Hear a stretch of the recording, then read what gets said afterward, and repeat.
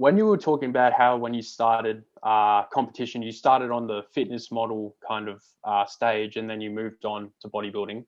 Um, would you suggest that someone who wants to get into bodybuilding starts off in the fitness kind of men's physique fitness stage, competing, and then moves on to bodybuilding?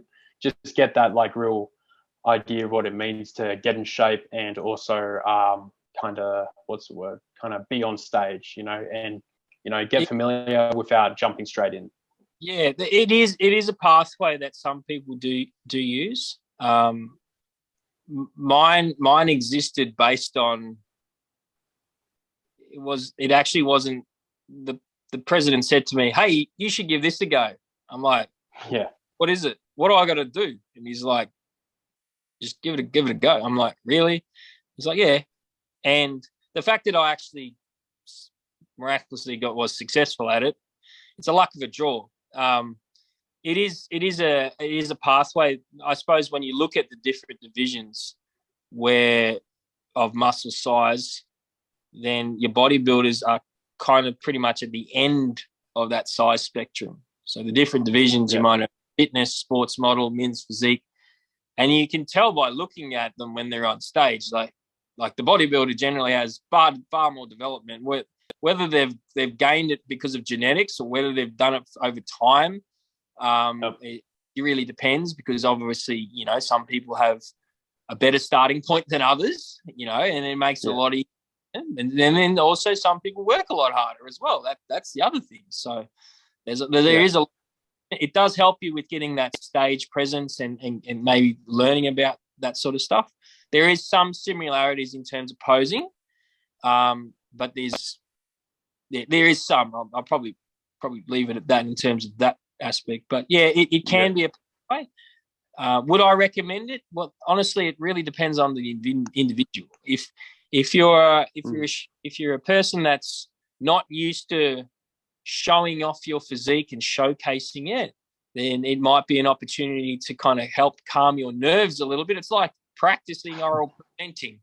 Some people don't like doing that sort of thing, and the only way that you get comfortable with it is to actually practice it. It's those divisions didn't exist they just were just starting out when I started, and I didn't really see that as an option for me. I was like, no way, I'm a bodybuilder through and through. So there's a little bit of the that's kind of buried in that. But if I was 15, 16 or 25 now, maybe I might, because when I look at where I am and my genetics, and I compared them to some world champions that, they've got some better muscular structures, then maybe that might have been a pathway for me. Maybe it should be a pathway for me, because I'm actually at the lighter end of my weight class. Yeah. I'm actually not at the upper end when I look at it. Yeah. Because everyone's got a different build, you look at family members or families, like you look at me and I have two brothers, one's on average size, he's tall but average build, other one's shorter, on the shorter end, and hasn't got as much of a build. And I'm on, I'd say, about average size, tall, what is the word? Size wise, but I've got a bigger build because I put on weight easier. And, that's one of the things that got me into the gym was I can either put on fat or I can put on muscle. So I'm going to choose muscle because, it makes me feel great. So, yeah. That's exactly right. That's a great way to look at it. You've got to make that choice of what you want to do with that. You've already made that choice of where you made that choice inside, and then you're like, well, this is what I want to do. Now I'm trying to build the base in terms of acquiring, so that I'm skilled enough to do everything I possibly can to optimize it. Because there's one thing, if you think about it like a box ticking exercise, if you tick every single box that you can as an athlete, and that will enhance what your physique will look like at the end of, whether it's 5 years, 10 years, or 1 year, or something like that, after a period of time. So like if your sleep if your sleep's like, just say 8 to 9 hours, if you're eating enough food, and if you're gaining, you got to be in a calorie surplus. So eating enough food. Then you're training with enough stimulation that you're tearing the muscles, because the muscle soreness is effectively tearing, but not tearing. Yeah. It's like I just pulled my hammy, sort of a tearing. So the muscle fibers tear, and then going from there. So that's sort of effect on the body. Then knowing when to pull back, but that's all real good stuff. But they're pretty much some of the recovery, the food, and the training in a nutshell is really that what most people need to hit those targets. But inside those three targets is what sort of sleep. Are we actually asleep, or are we awake for 3 hours and we only get 5 hours? Are we scrolling on our phone and our face is lit up like a Christmas tree because we haven't put it down? Or when we're training, are we messaging, or are we scrolling on Facebook or Instagram or social media? And don't get me wrong, I'm not against any of the social media platforms. I think they're great. They're great for information, getting to know people. But if you're training, if you think about a farm and the cows walk on one path and they follow each other, and that one path is probably maybe 20 centimeters wide and it's about maybe 10 centimeters deep. Now, the neural pathways that you have when you're training are no different to that. So what you have, if you're doing leg press, or you're doing squats or bench press or arm curls, the fact that you're thinking about how that movement is executed when you're coming up, just say you're doing an arm curl and you're twisting that pinky up to squeeze the traction in the bicep, and on the downward, you're squeezing the tricep, that you're there, that you're present with that.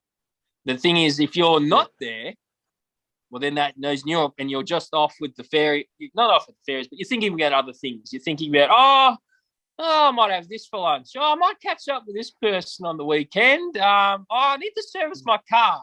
I got a date on Friday. You know what I mean? Like if you're doing all that and you're not thinking, you're not there, then that neural pathway, that connection, that's the other part within the training aspect. So we're training also is, you've got recovery, you've got, for some people it's pre-workout, post-workout. So pre being before, post is after, intra-workout or post or during. They're all factors of how your session will go. But then the other thing that I never learned until later in life is the fatigue that you carry over from the other sessions. So if you've just done all the heavy stuff at the start of the week, or maybe you do chest 3 days a week and you do it at the same weight. Well, the unfortunate thing is it's pretty difficult to push the same weight if it's heavy 3 days in a row, or 3 days with a day in between, because you're still banged up from the first day or the second day. Yeah. So as much as training is important, recovery is equally important, because back to that tearing of the muscle fibers, because that's when the magic actually happens. Yeah, that's it, 100%. So that needs to be that. Now that can be in a training session, you're looking over a training block or a training week or whatever it is. So not everyone trains within the week. They might have a program that runs over a fortnight. And then, so that's how that can work. But then you've also got, that's for the micro cycle. But then from the macro cycle, you might actually look at, where do my blocks sit? So your training blocks might be you might run the same training program for like 7 weeks or 6 weeks or 8 weeks or 9 weeks. And the main reason why you run them in blocks is that I get my clients to deload, and we change what they do. So what that looks like, it's usually just a change in how much they lift or just how much they move. Then some people go and have the whole week off. Some change their resistance by a certain percentage. So it's a structured break in the training block to anticipate before the body pretty much feels like it's going to break something.